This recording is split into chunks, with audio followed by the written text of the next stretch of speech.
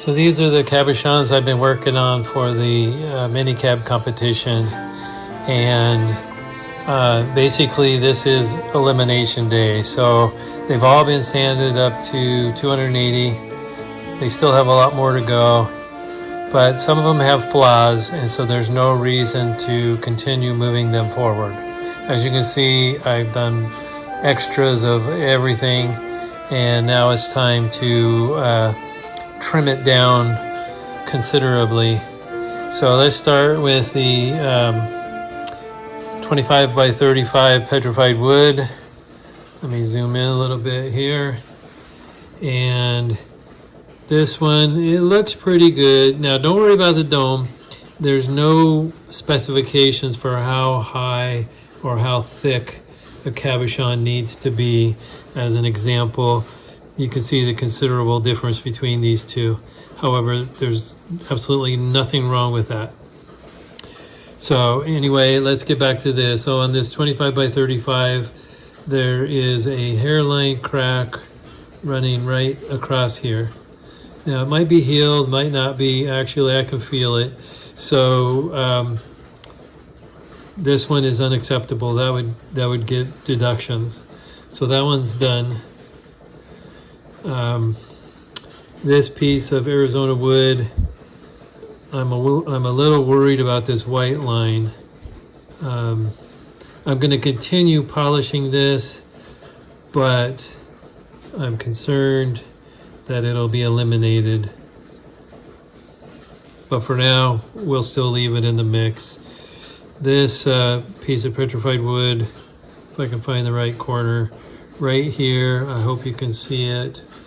There is a pit, and that's not coming out. It's just a feature of petrified wood. I could still polish this and make a piece of jewelry or something like that. I may, but not as far as this competitive case goes. Or not case, I guess. It's just a little exhibit. So for now, this one is going to get pulled out. This piece of palm wood, I think it has soft spots in it. I don't know if you can see that or not.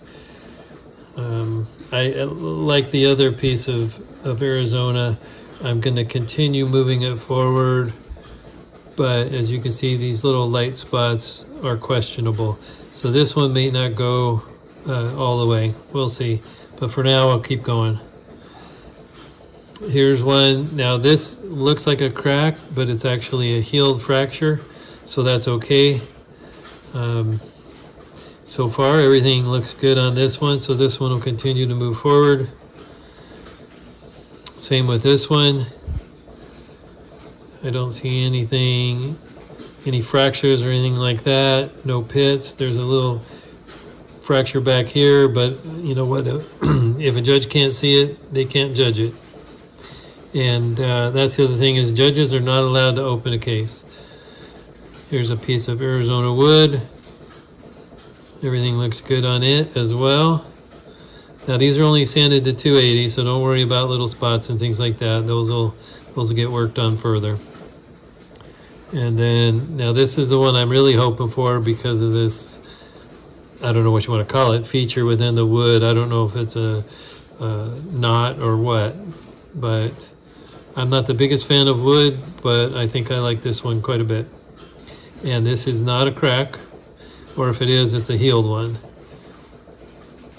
So that's it for the petrified wood. Now the jasper. This started developing pits all across it, and it was actually a lot thicker. And I thought, oh, I'll try and take this one out, and it just kept getting worse and worse and worse. And then, as you can see, more of them showed up. So this is the Gary Green. It's pretty much done.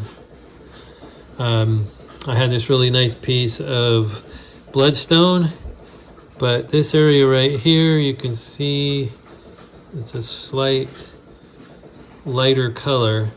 I think it's got pits in it. I will continue polishing this one, but it probably won't make the cut.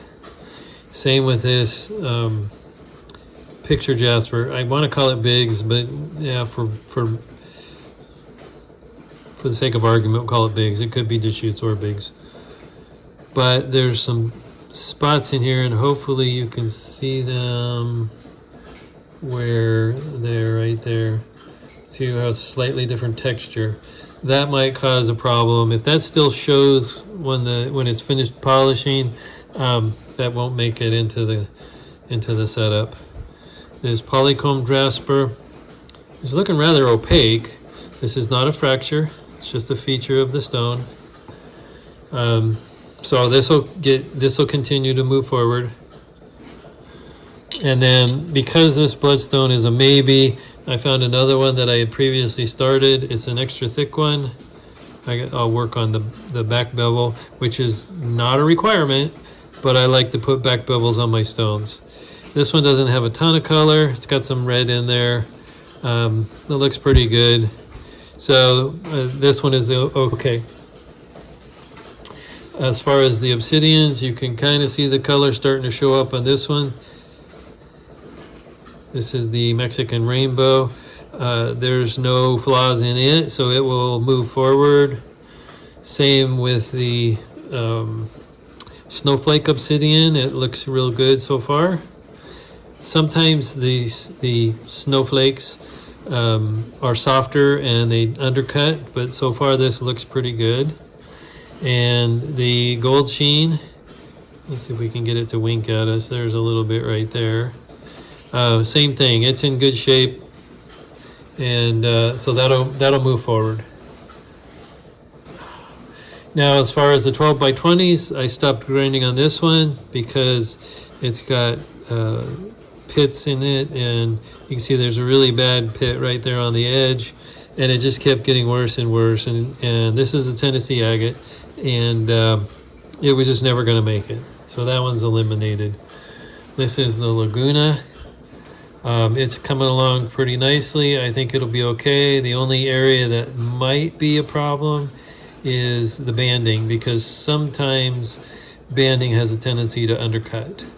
We won't know that until later, though. I showed this Botswana earlier. It's a little thin, but it's okay. Like I said before, there's no restriction on thickness. So it'll move forward. The bloodstone, same thing. Oh, I see a flat spot in the middle. I have to fix that. But otherwise, it's in good shape, good and solid, no fractures.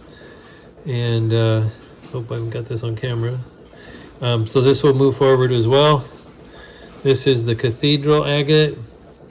Unfortunately, most of the plume is gone down to the sides. So it'll still cut a nice stone, but it won't be as showy as I expected. So that'll still move forward.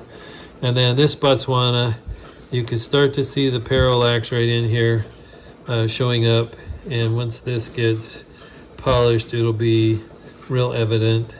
It's that wink you get as you move the stone around. And so this one's in good shape as well.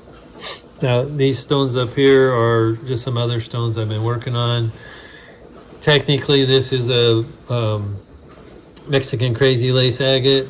I could include it. We'll see. I don't know. As a free form, obviously. But we'll see, because it looks like there's some healed fractures right in here. And but so I won't include that as part of this. Now, here's my freeform heart. It's very translucent, so when I polish the back and mount a pin on it, you might be able to see the pin. Some judges don't like that. Some judges don't care. We'll see what happens. Well, actually, this isn't going to go in competition, so it won't matter. It's irrelevant.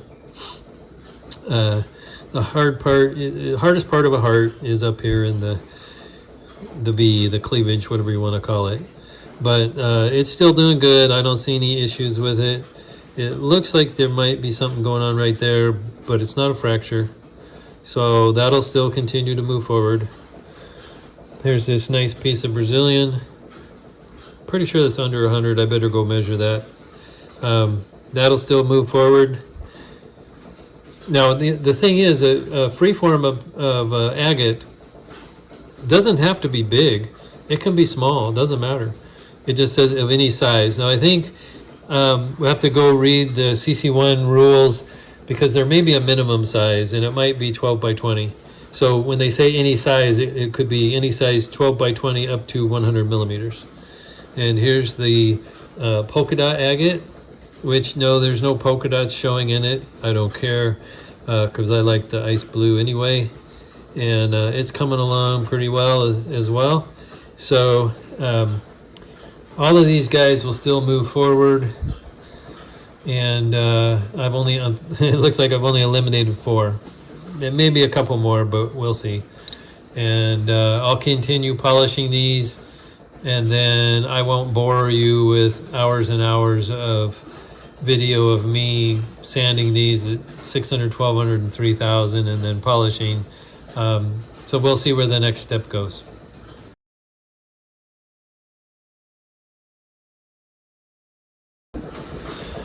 Here's some bonus material. This is and actually this broke off of another cab, but it's a piece of gold sheen obsidian. Doesn't show very well in this light, but it does wink. Here's a piece of the Mexican rainbow. It'll show purple, not very well, but it will. A piece of Hawaii jasper, piece of malachite, and 3 pieces of rhodochrosite. Now this stuff you have to be careful with because it's super soft, so you cut it real slow. Anyway, that's all the cabs I have laid out here. They have nothing to do with the mini cab competition, but I'm trying to work on them at the same time.